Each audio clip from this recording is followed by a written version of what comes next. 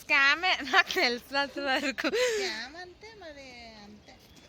ఆ కుఫ్రా పఫ్రా దానికి 5,000 అయింది గైస్. ఆ స్కామ్ కి కొంచెం మనసు ఇదైపోతుంది, కొంచెం సాటిస్ఫాక్షన్ వస్తుంది గైస్.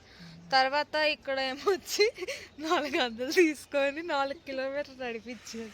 4 కిలోమీటర్లు అక్కడి నుంచి 50 ఆ లెక్క అలాగ ఉంది. ఇంకేంటి అంతే, ఒక టన్కి 50 గైస్.